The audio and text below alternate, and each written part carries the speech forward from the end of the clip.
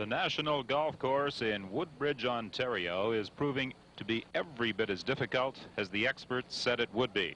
This 6,975-yard course has humbled many of the game's finest players. Through the first 3 days of play, only 4 players have fired subpar rounds on this par 71 layout. And the leader at this stage in the third round continues to be Peter Townsend. However, his lead has dwindled. He held a 3-shot advantage as play began today. He is now just 1 shot in front of defending champion Lanny Watkins. Tony Jacklin and Lee Trevino are tied for third spot. They are 2 shots back. Jim Nelford is 5 shots in arrears. He has completed 11 holes through this third round. It's a windy day, a sunny day, and there have been some difficult times for many of the players out on the course, and we'll follow their trials and tribulations in just a moment. But first, the tournament leader, Peter Townsend of England, has completed 10 holes. He is at even par. Lanny Watkins, the defending champion, the man who won at Shaughnessy a year ago, is 1 shot back. In the bunker with his tee shot on this 441-yard finishing hole is Simon Owen. Playing his second shot, he is going to come up well short, and he will have a good 90 yards to the flag, all of it uphill. This is an elevated green, a very difficult finishing hole. It measures 441 yards in length, and they are playing directly into the teeth of the breeze that is blowing down this 18th hole.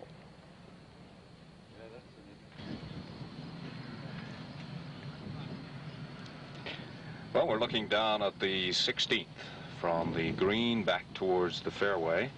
And this is the group of Cease Ferguson from Regina, Francisco Cerda, and Alberto Rivadeneiro.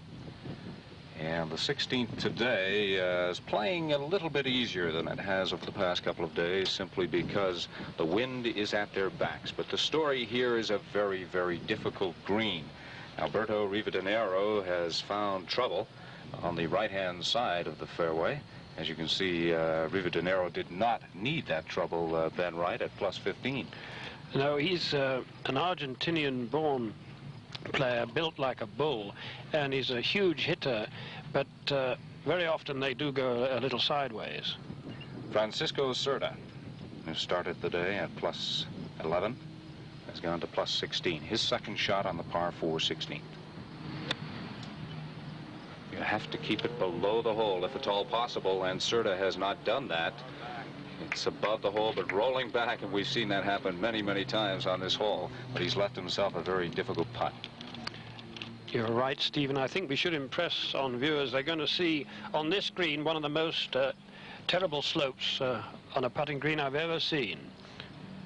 We're on the 15th green now, and that is a birdie putt of Phil Giroux, which is a very fair lag. The ever-present cigar dangling from his teeth.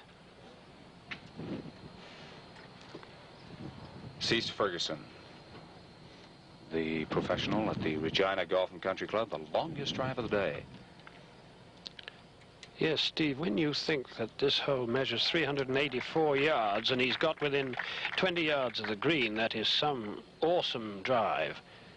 Admittedly downwind, which is considerable, probably about 15 knots. And back on the 15th green, despite the fumes, Phil Giroux is going to putt for par. This is a par 3, 221 yards, and playing its full length today from the back tee.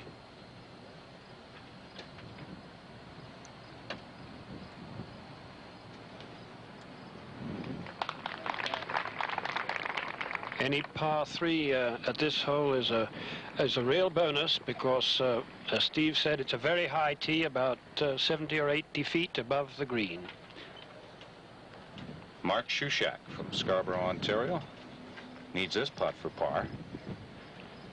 And I think to a man, this international field here at National will agree that there are no easy pars or no easy putts on any of these greens. They are all extremely difficult. Mark Shushak for par.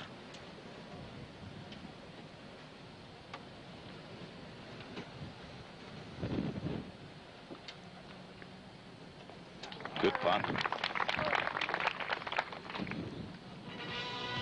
So as Shushak makes his way to the 16th tee, let's take a look at the leaderboard. Peter Townsend in front. He's at even par, and you can see National continues to take its toll.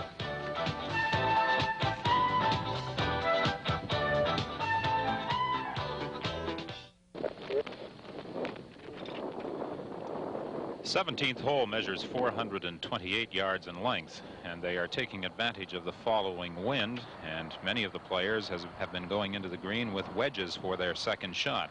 This is the host professional, Al Balding, and Al has had some problems today. He is now 23 over par. Al started with a 3 over par 74. Yesterday he fired an 80, and he has encountered more difficulties today on this his home layout. Al is a 5-time former PGA champion. I think only Stan Leonard has won this championship more often. Don, I've got to feel sorry for Al. There's nobody that would like to have played better here this week than Al Balding. This could be one of his last ventures out onto the fairways in the tournament, and I know he would dearly love to have played well. He did get away to a great start the first day, but unfortunately, I guess the old nerves have caught up with him, and consequently, the high scores. Well, for some time, he's been telling people just how difficult this national golf course is, and it is certainly living up to its reputation. Well, Don, it's difficult because these greens are so small, and they have become very hard. Ball doesn't hold too well. He obviously has left the ball in the trap.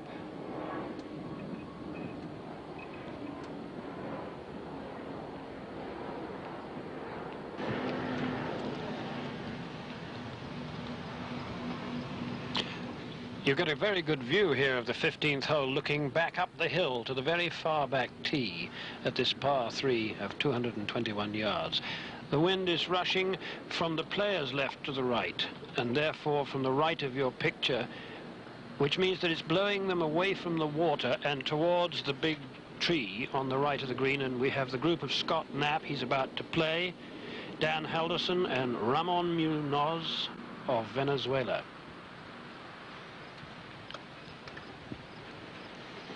And this is certain to be a 1 or 2 iron.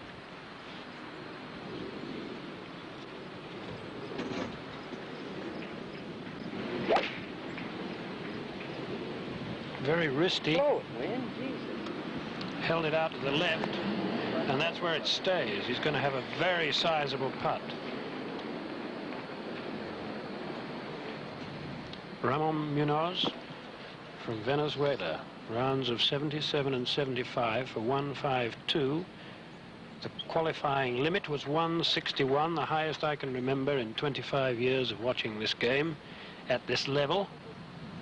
And that tells you something about the golf course.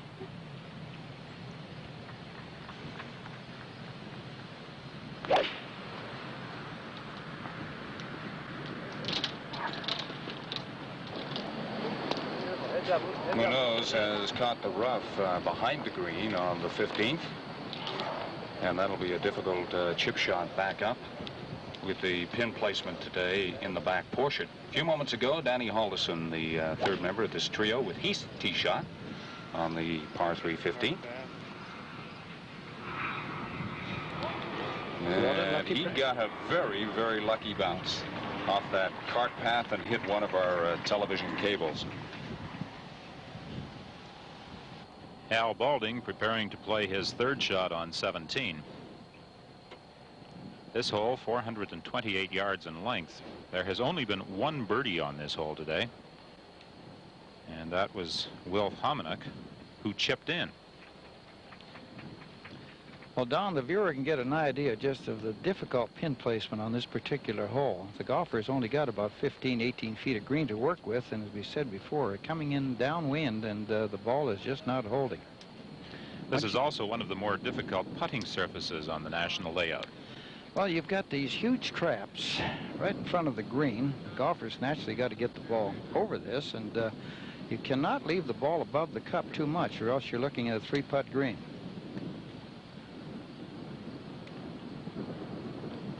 Al Balding, the host professional at the National Golf Course. You can see him using a sand iron, taking a few little practice swings, club face wide open, literally turning a fairway shot into a trap shot in order to get spin on the ball.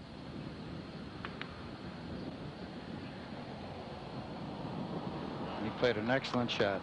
Played about as well as he could. Al Balding knocking it up to within 3 feet. He will have an opportunity to save par on 17. However, Al has had some difficulties today out on the golf course. He is 23 over par to this stage of the tournament. Indication of some of the problems other people are having. Tom Watson just birdied the 12th hole. He is now 5 over for the tournament.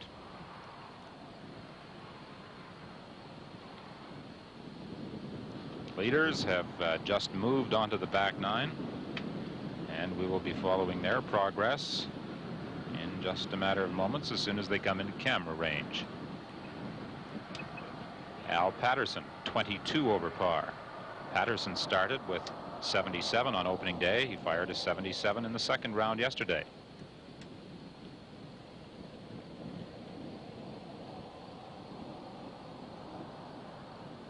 Mike Valou coming out of the sand on 17. He just rolled over the edge of the cup. Momentarily, he thought that ball was perhaps going to drop in.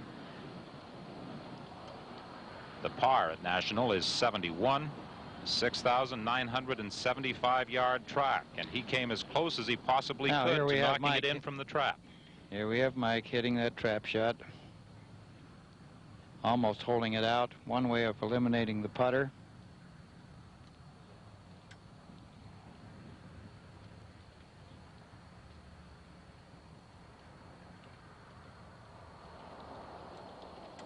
Al Patterson appears to be ready to play on 17.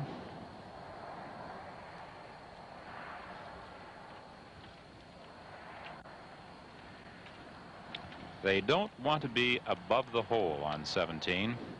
As a matter of fact, the other day we saw one of the players just off the putting surface, chipping down to the flag, and he not only knocked the ball off the green, he knocked it back into the bunker. Well, that was Jimmy Nelford yesterday, Don, from the high side. Now that ball is taking off. You can see the speed of the green.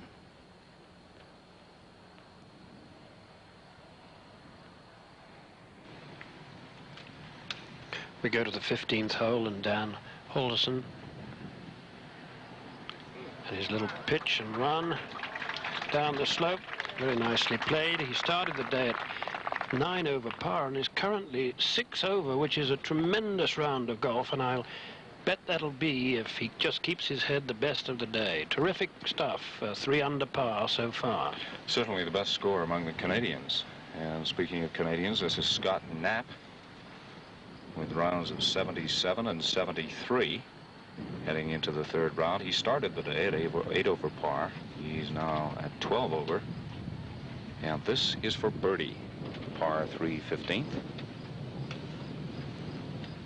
221 yards, a very difficult par 3 from the third elevated tee that they're using today. In the first couple of rounds they were using the second level tee, but today they're well up at the back. Makes the whole play very long and very difficult.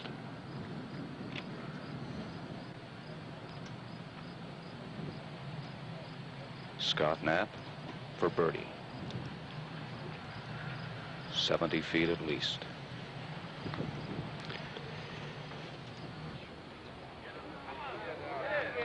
And that's a good try from there. If there's such a thing as a good lag putt, that certainly was.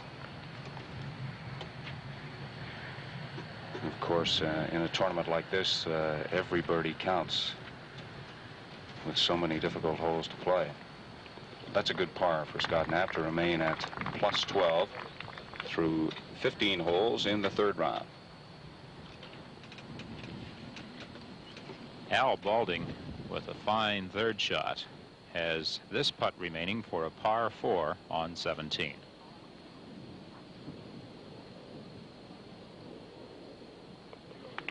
Balding is able to save his par, but he is still 23 over par for the tournament through 53 holes.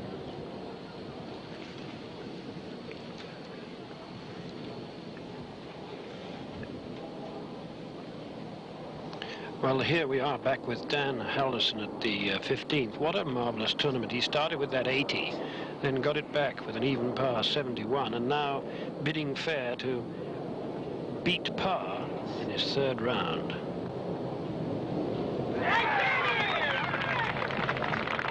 And if he keeps putting in putts like that, he should have very little difficulty, and that brings a smile to his face. He hasn't been smiling too many times in the first couple of rounds, I'll tell you that.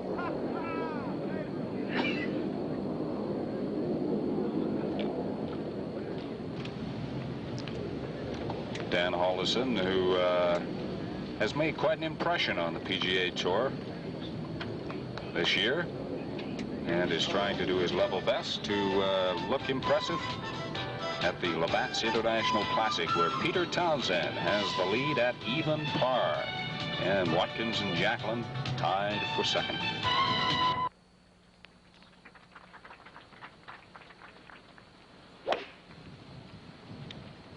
And now we're back at the 15th, and the group of Jose Maria Canizares of Spain, the Spanish PGA champion, Jim Rutledge, and Michel Damiano, the French PGA champion. And this is Jim Rutledge. 20-year-old from Victoria, British Columbia, in only his second year as a professional, and making quite an impression.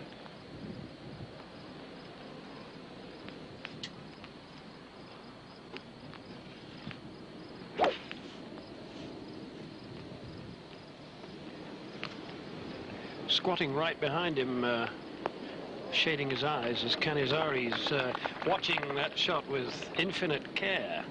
And what a good one it was. One huge bunker at this hole, water to the player's left and behind the green.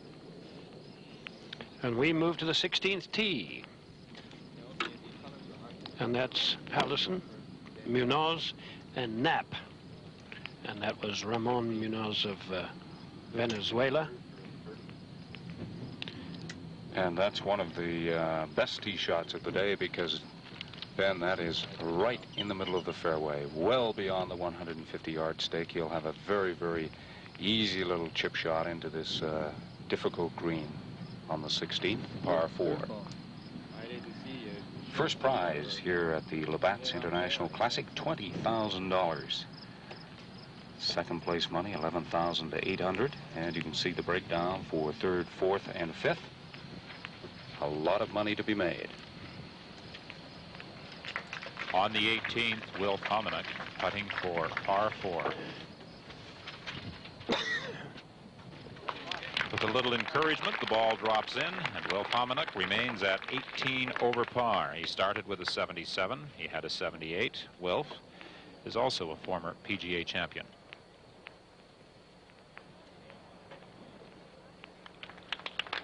Rob Desautel, and that for Rob is a bogey 5.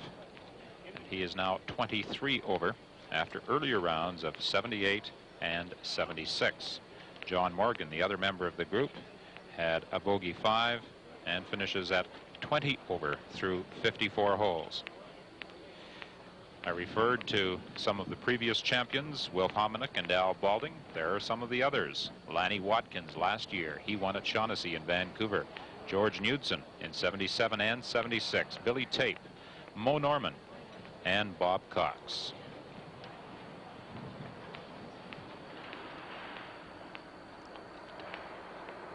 Cease Ferguson, now playing out of Regina, and a professional at the Regina Golf Club, with a birdie opportunity on 17.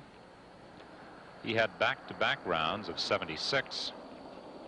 He started the day at 10 over, and if he can maintain his position, this will be his best round of the tournament. You see just how quick that is when putting from above the hole. He barely started that ball rolling, Stan, and it went a good 8 to 10 feet past. Don, it's just like a skating rink. Coming down from that top side, as we said earlier, the greens have gradually dried out from Thursday, where they were a little bit on the wet side, and they have just become so fast and slick. But going back to Cease Ferguson, he has a great future in this game. He tried the American Tour just briefly, didn't quite make it, but now he's got himself a nice job in Regina, and wish him well.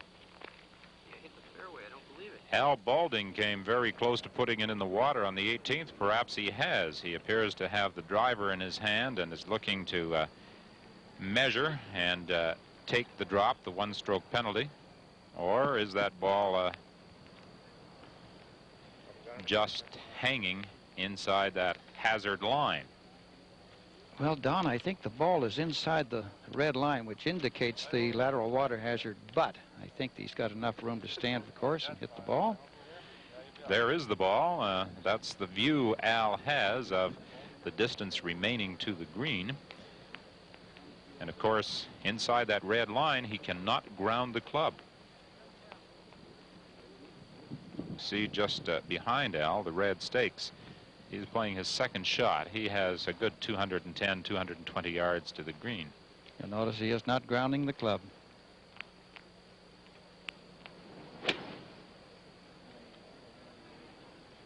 He is staying to the right-hand side. He is going to be well below the green, but he still played that shot very, very well off that very difficult lie, and he is some 90 yards from the green.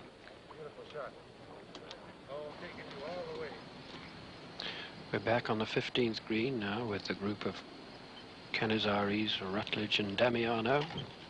And this is Jose Maria Canizares of Spain, putting for birdie. Started the day at 8 over, now 9 over par through 14 holes. Swings left to right. No, it didn't. It went straight into the hole. Well, this man made a tremendous record. In the Swiss Open last year, he had 9 holes in 27 shots. And a replay of that totally misread putt. Whoops.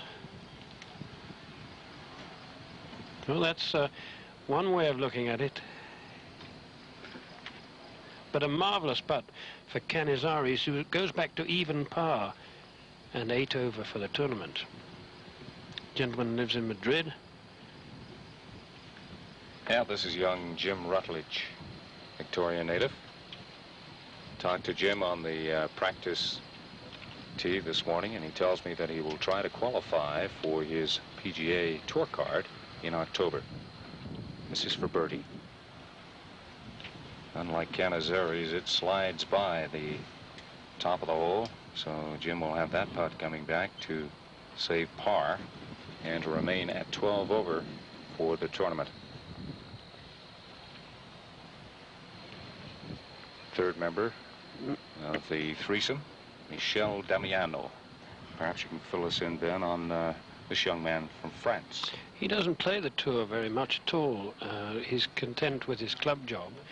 But winning the PGA Championship in France isn't too difficult. I don't mean that to demean him in any way, but of course it's a very young golfing nation,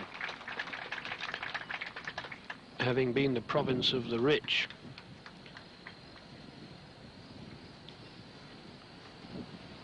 I'm very impressed that he's done so well here. Damiano will probably return to France with some tales of woe about the national course here in Woodbridge, Ontario, because he's now at plus 20 for the tournament. This for par for Jim Rutledge. So Rutledge remains at plus 12, heading for the 16th tee.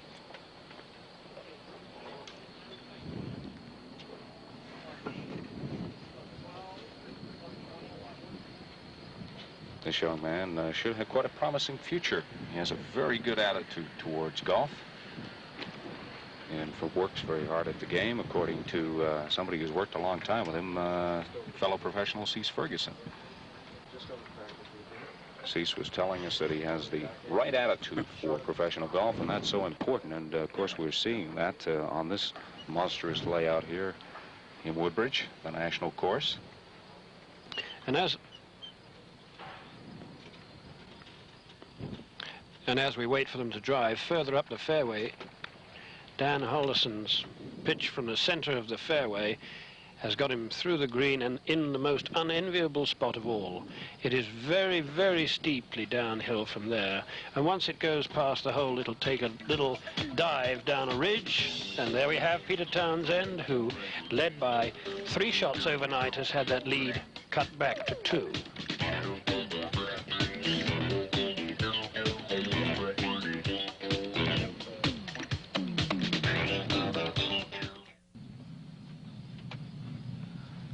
Late yesterday afternoon here on the 15th, this was Chris Hill at his tee shot, and he loved it all the way. Watch it roll. Very, very close to picking up $3,500 for Chris Hill, and that was the prize money available for the hole-in-one. He's indicating to his wife just exactly how close it was. Excellent tee shot on the 15th for Chris Hill. And you're seeing a very unhappy gentleman, Dan Halderson. I told you he was in an unenviable position behind the green, and you will see that he's putted right past the flag and has now a second putt longer than the first, which is a very prevalent pattern here when the players get above the hole. The fact that this hole is being played downwind is of no advantage whatsoever, because the pitch to a plateau green tends to get away up the slope, and then it's murderous, to say the least. And Halderson collecting himself before his second putt, and we have not seen anyone with a second putt from this area putting back up and over the ridge, get the ball to the hole, and I think most of them are very happy to keep it below it. Let's just have a look at that first putt of Halderson's. Gathering pace. Now it takes a dive over that ridge, and of course there's no tomorrow. And I'd be very surprised if this one gets to the hole.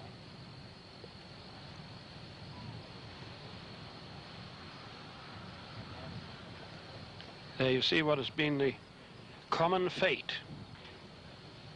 when this green starts to psych the players out. And what a demolition job it's doing.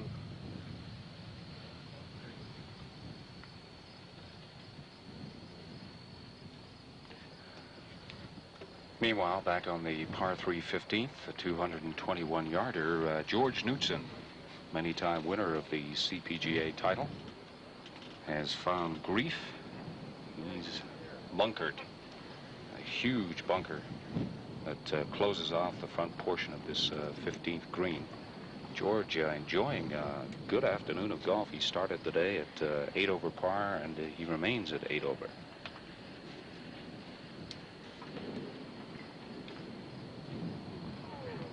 He didn't have a lot of green to work with, but I don't think George would be too happy with that bunker shot. George Knudsen's partner in the 1968 World Championship, Al Balding, who was the low individual that year, finishing off on 18. And Al Balding pretty much out of contention at 23 over par.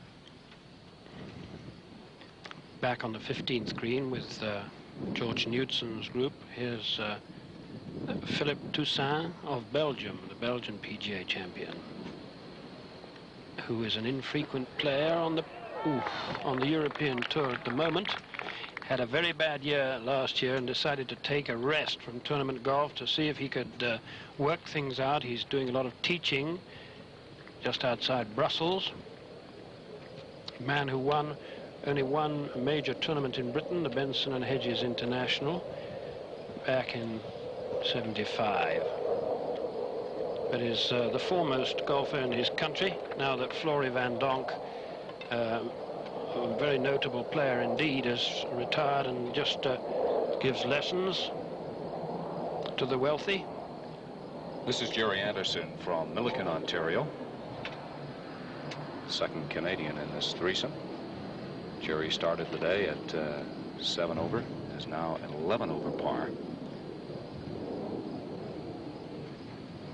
And he elected to go with a putter for his birdie attempt rather than chip. And he's left himself about 4 feet for par. And now the trials and tribulations of Dan Halderson. And his third putt makes bogey.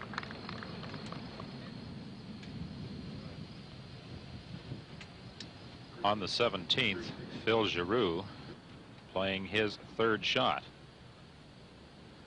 And he is going to have a very difficult time keeping this ball on the green. He's coming down to the flag, and the ball just keeps on rolling and just hangs on the back edge. Don, this has got to become very frustrating for the golfer. As we said before, he's got to get the ball up past the pin, and consequently the ball is staying in the fringe. It's an impossible shot coming back down. George Knudsen's par putt, and he missed it. Remember, he blasted out at the trap and needed that to sink that for par on the 15th. And now George will have this for bogey to go +9 and 1 over par on the round. Knudsen picks up a bogey. So the 15th has claimed yet another golfer in the never-ending battle for par. It gave up 9 birdies in the first 2 rounds, 43 pars, 19 bogeys, and 2 doubles.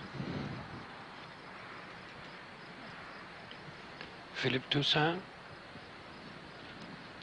rounds of 75 and 74, started the day at 7 over and has gone 14 over par.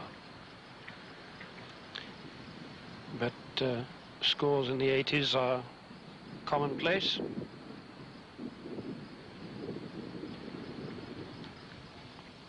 That was the putt of Jim Nelford on the 14th, and this is part of our bonus coverage of the Labatt's International Classic.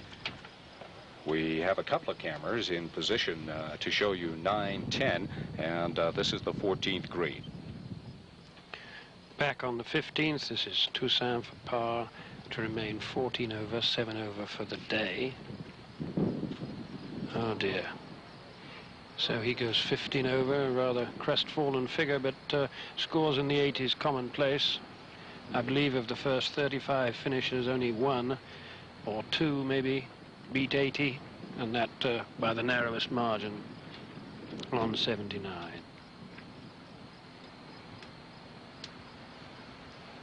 Jerry Anderson, 73, 76, and now only 4 over par today, and that's a pretty good score.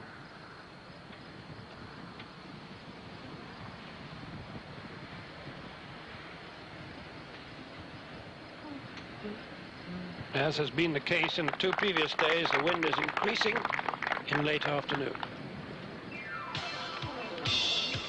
And our leader at this stage in the 3rd round of the 1979 Labatt's International Classic, Peter Townsend at even par.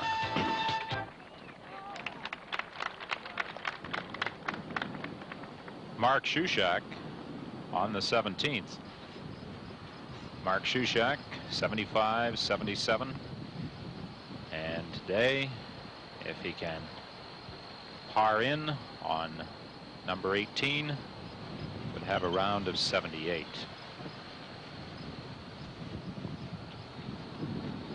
Gar Hamilton trying to save par on 17.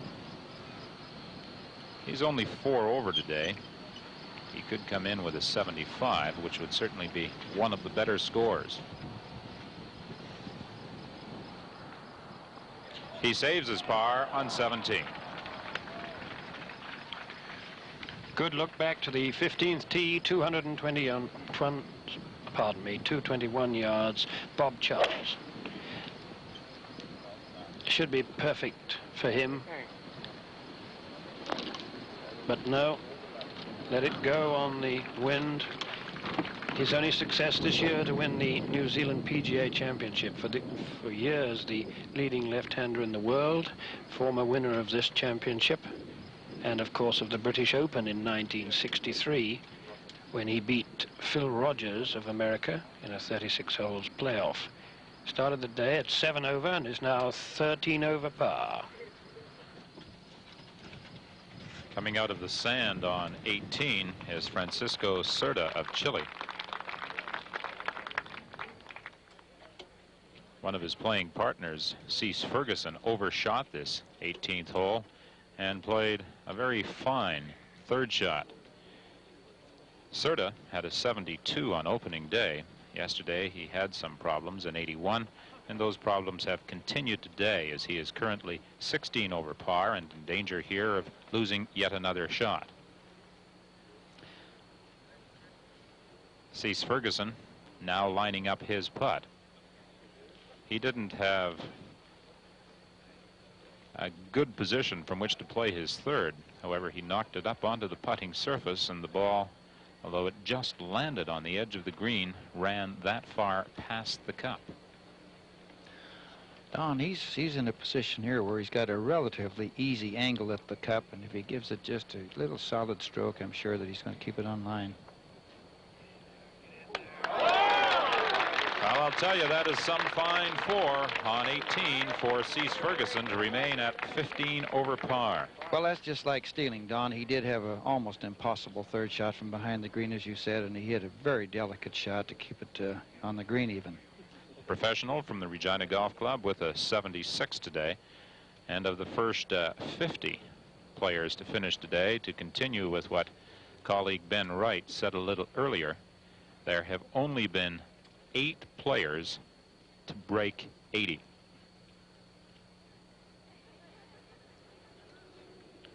Francisco Cerda now putting for par on 18.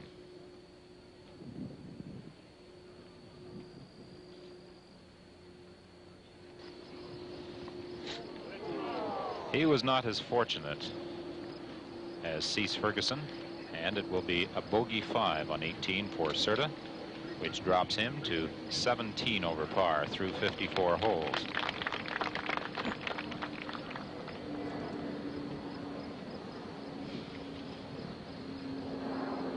Third member of the group, Alberto Rivadeneira, had perhaps the longest tee shot of any of the competitors on this 441-yard hole today. However, he had the misfortune to put his second into the bunker. He blasted out and now is trying to save par. An indication of just how slippery those greens are. Some of our viewers who recall watching the Canadian Open at Glen Appy may have thought those were fast greens, but many of the players who competed there say these are even slicker.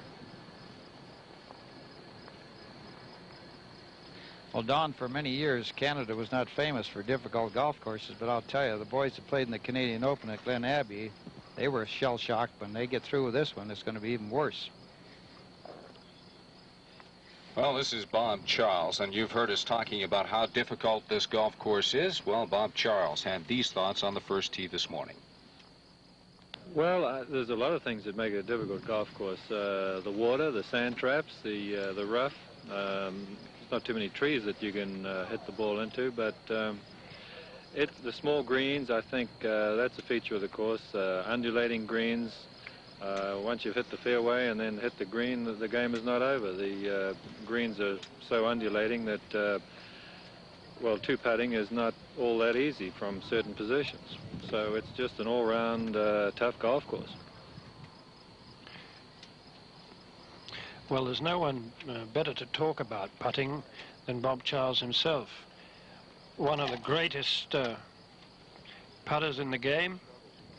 And here is his second shot at the 15th.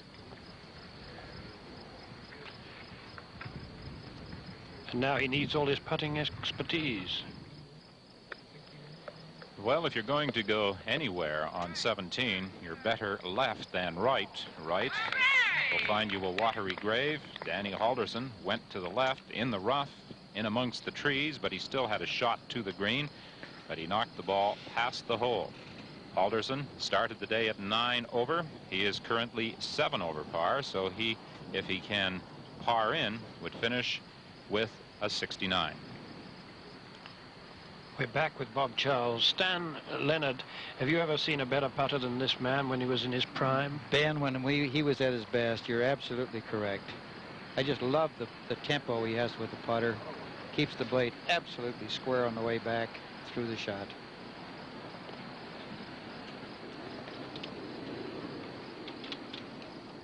And through our bonus coverage, we're able to give you a shot of Tom Watson on the 14th green. Watson started the day at 3 over. He has lost 2 more shots to par. He is now at +5. But of course, the year that Tom Watson has had on the PGA Tour has really been a tremendous story. And this is George Knudsen's second shot at the 384 yards 16th, and that's a pretty canny one. Just got it up onto the top ridge. He'll have a side hill putt, but anything is better than a straight downhill one. As you can see, George Knudsen currently at 9 over par, having started at 8 over. So only 1 over for the day. This is one of the outstanding rounds of the day. And of course, George Knudsen is battling Jim Nelford, Danny Halderson, and Dave Barr for Low Canadian in the CPGA Championship. Labatt's International Classic here at the National Course in Woodbridge. Of course, I'm sure the Canadians would like to win this tournament, but there is a valuable prize that goes with being Low Canadian.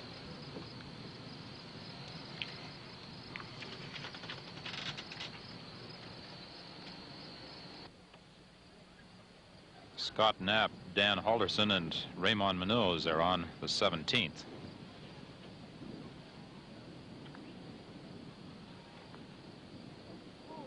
Scott Knapp, with his third shot, having difficulties getting that ball close to the hole, coming out of the rough on the left-hand side of this 428-yard 17th hole. Knapp with a 77 on Thursday, a 73 yesterday. He started at 8 over. He has now slipped to 13 over par. Raymond Munoz of Venezuela,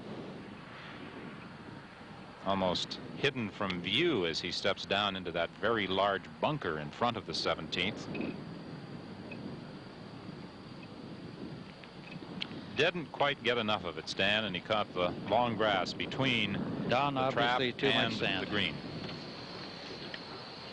That was a putt of Tom Watson on the 14th. As we mentioned, part of our bonus coverage. Tom Watson, certainly one of the big names in this star-studded international field. And I think National has proven one thing, that even a golfer the caliber of Tom Watson can have his problems, Ben.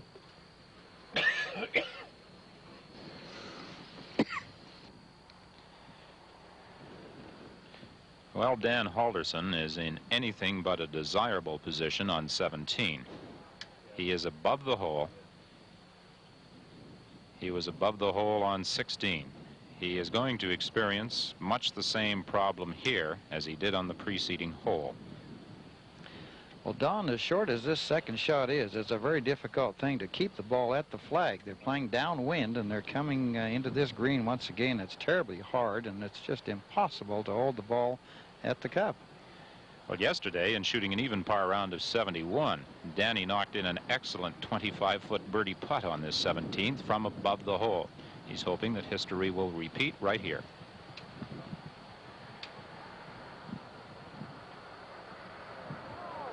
Didn't quite have the line, and that ball just slides right on by.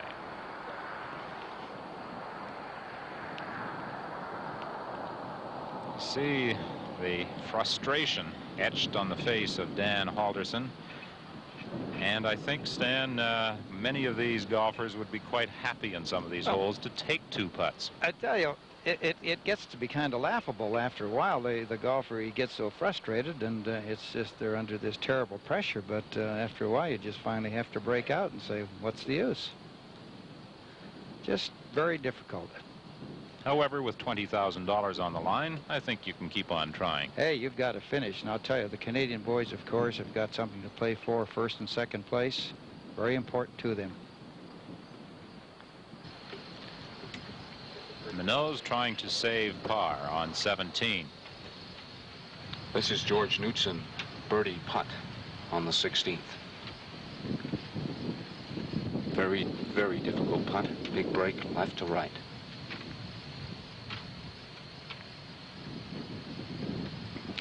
Terribly difficult, Steve, to make yourself aim far enough left. The borrow is such a considerable one. Practically every putt from that area has been missed on the low side. So George Knudsen saves par in the 16th to remain at +9. He started the day at 8 over. George enjoying one of his better rounds here at National in this particular competition. But right now, the man to catch is Peter Townsend. He's at +1. We're back on the 15th green with the group of Jim Nelford, Ben Kern, the home professional, and Karl-Heinz Mahl of Germany, who you see in your picture, who is the German PGA champion, and a young man who's had very little experience outside his native country, but he's played conspicuously well here in the 2 previous days, 75, 74, and has rather fallen from grace today. He started the day at 7 over, is now 18 over par. Second shot at a par 3.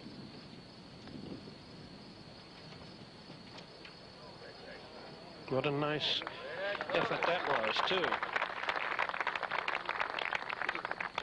But the course is winning the battle today. There can be no argument about that. Wind, I suppose, would be in excess of 15 miles an hour.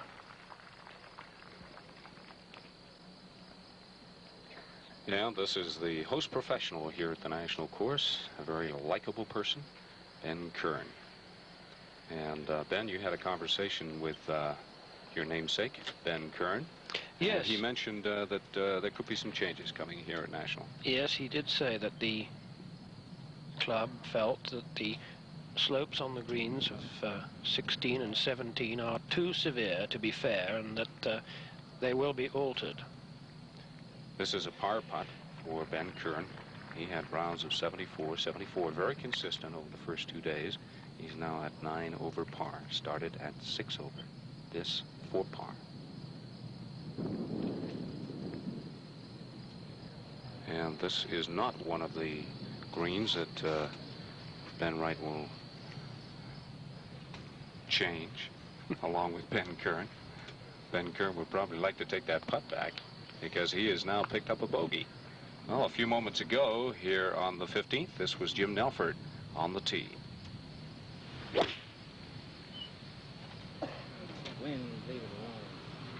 Wind, leave it alone, says Jim Nelford. It didn't, and Nelford wound up behind the green in the short rough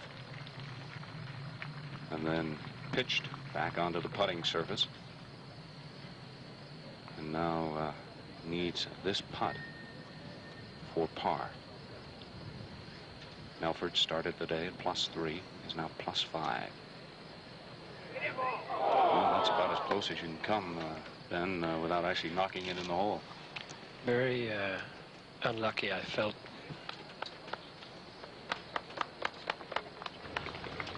Just have a look at how close this comes to going in and how cruel this game can be.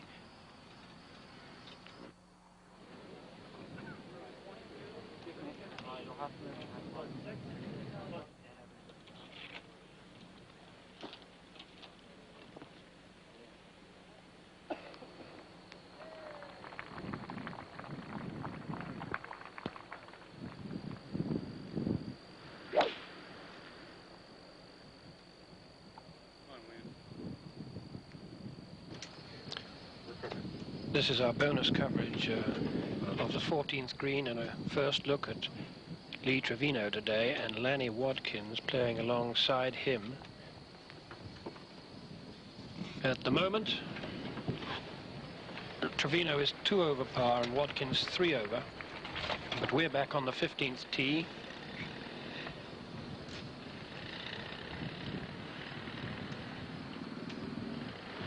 And that was the tee shot of Paul Kennedy, who is having a disastrous day, I'm sorry to say.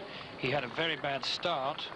He started the day at 4 over par and has regressed to 13 over. And he's in good company with this gentleman, Baldo Dassou, from Florence, Italy, who after splendid rounds of 74 and 74 is slipping considerably today. He's now 10 over par, having started at 6 over. lanky fellow, doesn't like the high winds. It looked awfully good. And that it is.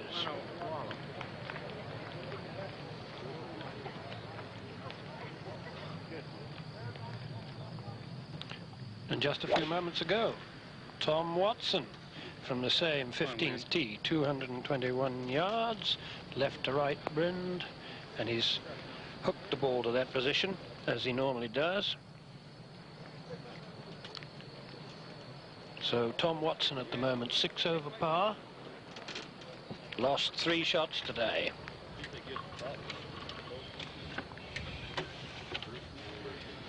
Back on the 18th fairway, Scott Knapp, Dan Halderson, and Raymond Munoz. Raymond Munoz is in behind that weeping willow and now moving down into the sand trap to play his second shot. Like the 17th, on the 18th, they wish to stay left, but not quite as far left as Munoz has traveled.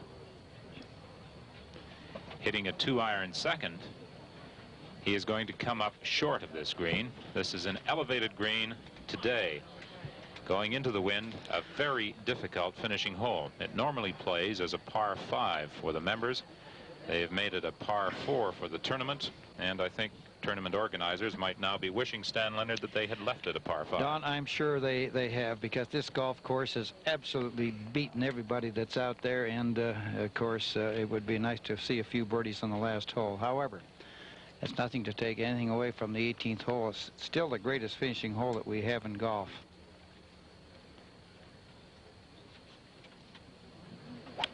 Scott Knapp using a wood for his second. He's got it on line. Does he have enough length? He is just on the front portion of the green. He will have a putt of 40 feet for a birdie attempt on 18. Of those who are still in contention for this 1979 CPGA championship, there has only been one birdie registered on the 18th hole, and that was on Thursday by Lee Trevino, and he birdied the last 4 holes in shooting a very fine round on opening day of 67.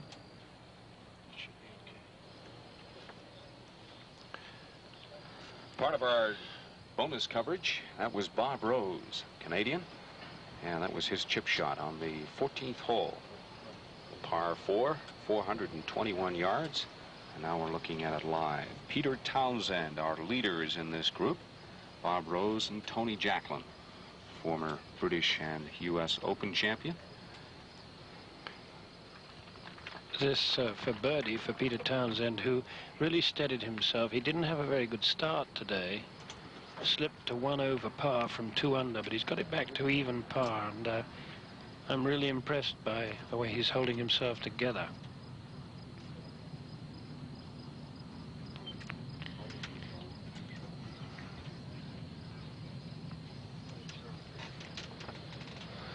George Knudsen playing his second shot on 17.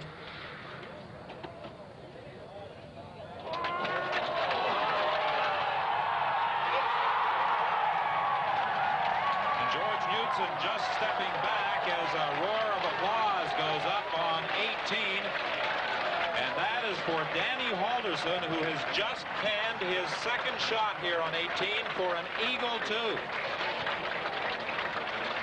Danny Halderson with a brilliant 2 on 18. He was undecided as he stood back on the fairway about 210, 220 yards away as to what shot he would play. He had 3 different clubs in his hand in attempting to make his decision.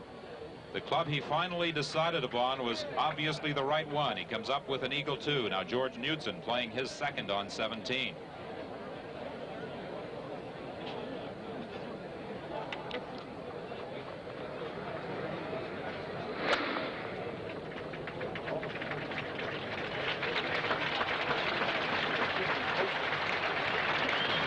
Knudsen, a above the hole. He will have a try at a birdie, but it will be a difficult putt for George Knudsen. Don, I think we just saw the best second shot that you could possibly see to number 17, and likewise, of course, we have seen Halderson make 2 on number 18. Here is that shot of Dan Halderson.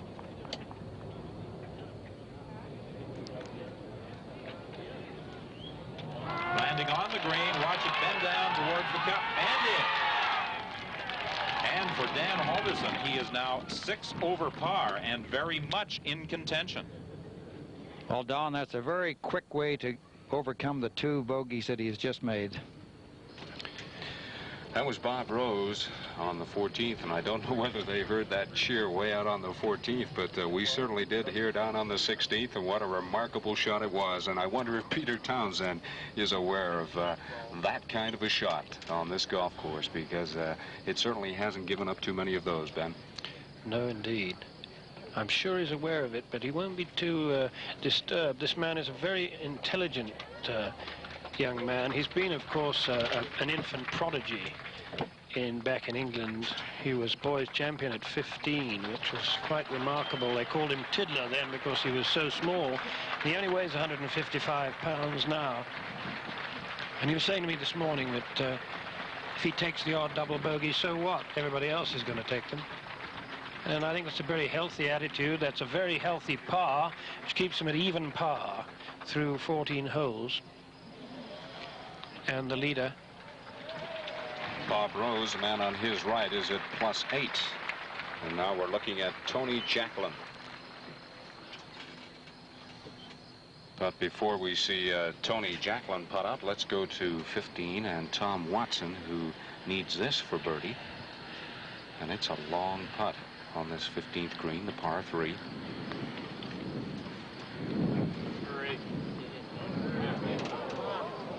Well, you heard him say hurry, but it didn't hurry quite enough. Watson, starting the day at +3, has lost 3 shots to par, is now at +6, and I taps think that in to remain at +6. and that's Jacklin at the 14th. I think we should say in passing too, Steve, that about Tommy Watson, that he birdied the 8th and 9th holes and then ran into a triple bogey 6 at the par 3 10th of 176 yards. And it's a measure of his competitive ability that he held himself together and kept his score under control. He's only 3 over par for the day. There you see the flag stretched out and Peter Townsend hanging on by the skin of his teeth to his lead.